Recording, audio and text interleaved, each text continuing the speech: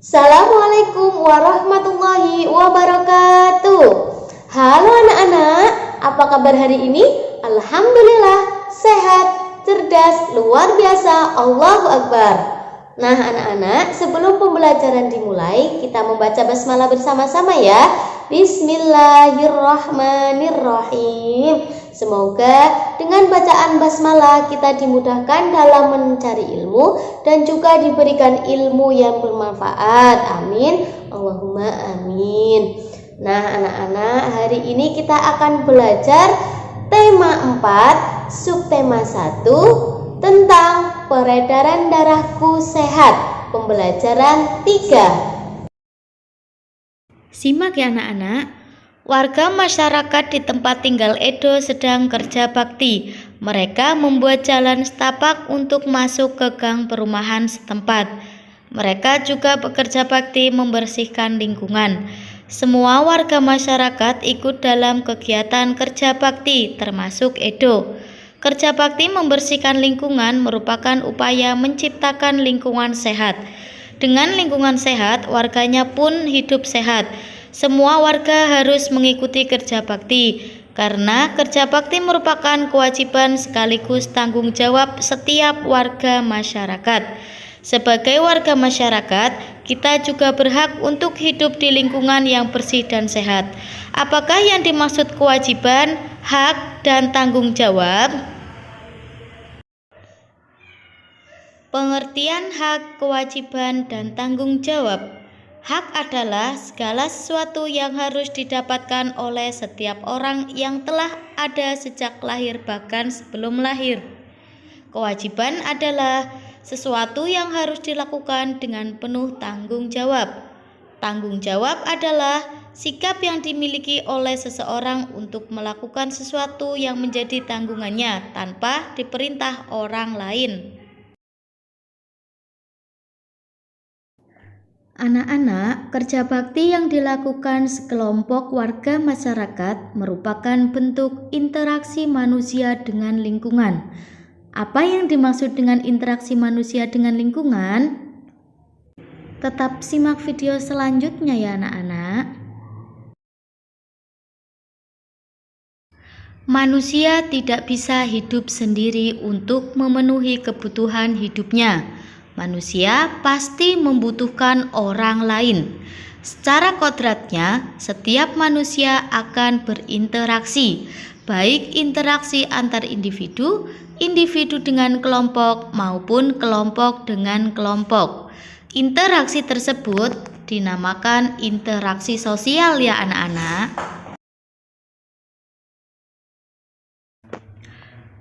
Contoh interaksi antar individu. Interaksi antara seorang ibu dengan anaknya merupakan contoh dari interaksi antar individu.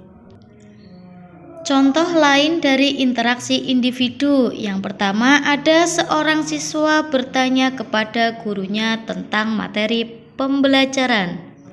Yang kedua ada seorang anak menyapa teman saat bertemu di jalan. Yang ketiga ada seorang anak menolong temannya yang terjatuh. Yang selanjutnya, contoh interaksi individu dengan kelompok. Di situ ada Pak Guru sedang berbicara di depan murid-muridnya.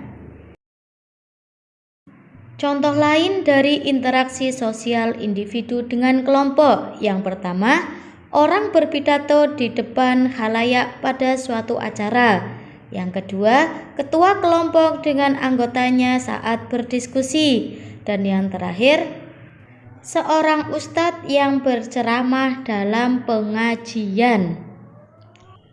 Yang selanjutnya, contoh interaksi kelompok dengan kelompok. Di situ ada dua tim sepak bola yang sedang bertanding.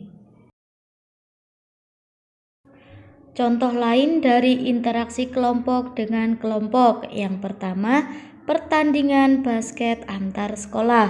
Yang kedua, suatu kelompok melakukan presentasi di depan kelompok lain. Yang ketiga, permainan gobak sodor.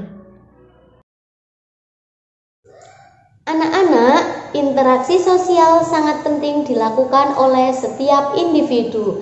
Karena dengan melakukan interaksi sosial, individu dapat memenuhi segala kebutuhan hidupnya. Namun, interaksi sosial tidak selamanya mengarah kepada kebersamaan ataupun persatuan. Oleh karena itu, interaksi sosial dapat dibagi menjadi dua macam. Jadi anak-anak, ada interaksi yang mengarah ke persatuan dan ada juga interaksi yang mengarah ke perpecahan. Contoh interaksi yang mengarah ke persatuan: bergotong royong membersihkan lingkungan sekolah, mengadakan musyawarah untuk pelaksanaan pemilihan ketua kelas. Contoh yang interaksi mengarah ke perpecahan: saling mengejek teman dan berkelahi dengan teman. Nah anak-anak, masyarakat Indonesia yang hidup tersebar di berbagai wilayah Indonesia memiliki beragam karakteristik. Karakteristik antar wilayah satu dengan lainnya berbeda-beda. Meskipun berbeda, setiap warga negara Indonesia hendaknya menjaga interaksi yang baik. Karena dengan interaksi yang baik dapat mendukung pembangunan nasional. Anak-anak, berikut ini upaya yang dilakukan warga masyarakat dalam meningkatkan pembangunan sosial budaya. 1. Mengadakan kegiatan kerja bakti. 2. Mengumpulkan dana untuk membantu salah satu warga yang sakit. 3. Mengadakan musyawarah ketika terjadi suatu masalah. 4. Mengadakan pementasan kesenian daerah. Nah, anak-anak, kekuatan sebuah masyarakat terletak pada ikatan kerjasama. Pentingnya kerjasama dalam masyarakat dapat diungkapkan dengan pantun. Berikut Bu Guru kasih contoh pantun, kalian perhatikan dengan baik-baik ya. Turun ke payah memetik kangkung, hati senang dibantu si dia. Bergotong royong penduduk sekampung, hasil mufakat hidup bahagia. Nah anak-anak, ada lagi loh contoh pantun nasihat terutama tentang pentingnya kerjasama dan mufakat dalam masyarakat. Contohnya seperti berikut. Merah muda baju si bibi, di tangannya ada bayam seikat. Masalah warga datang bertubi, berkumpullah untuk mufakat. Makna dari pantun tersebut adalah setiap manusia hendaknya menyisakan waktu untuk berkumpul bersama warga kampungnya, berkumpul untuk membicarakan masalah bersama hingga mencapai mufakat.